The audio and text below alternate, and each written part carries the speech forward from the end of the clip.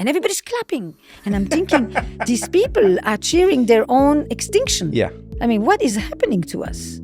Not just our own extinction. I think we're also cheering our own purposelessness. Yeah. And that's someone in 1,000 years is going to look back and go, wait, you're telling me they went into a building with other people, they sat at a desk, they punched in numbers, sent those numbers to other people, the other people read them, sent it back to them, and this was their purpose? And they'd be like, that can't be right. It seems like slavery. It must have been slavery. Why would they do this? But that purpose is...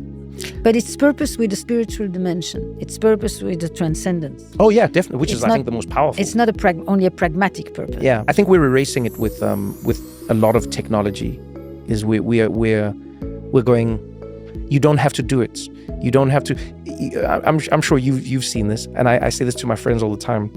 You know, one of my best friends just had twins, and him and his wife have gone through this whole journey now of finding a nanny and finding this and finding that. And I remember laughing one day, and I said to them, and I said, do you ever think of how funny it is that we live in a world that has tricked us into living alone, but then buying our community back? You know? You're buying every element of your community. Who is a babysitter if not your sister, your friend, your uncle, your grandparent? That's what a babysitter. By the way, I didn't even know that was a concept growing up for me as Trevor, because it's people. People babysit. Your ride to the airport. Well, there's no Uber. It was whoever. Esther, can you take me to the airport? Esther goes, I don't want to take you to the. But I guess I have to take you to the airport. But you know what I think of? I'll take you next time.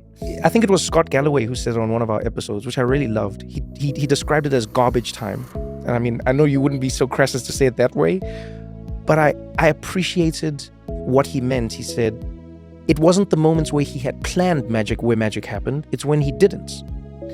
And I think of that airport ride with your friend. You hate the friction. You hate the idea.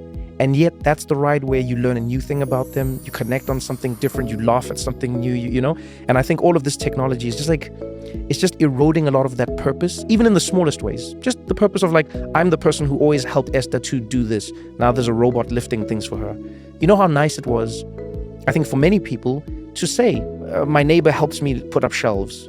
So when I think of that, I go, yeah, it's natural and we're going and we're growing, but I am less worried about jobs per se, and I'm more worried about purpose. I think without purpose, it's very difficult to get out of bed.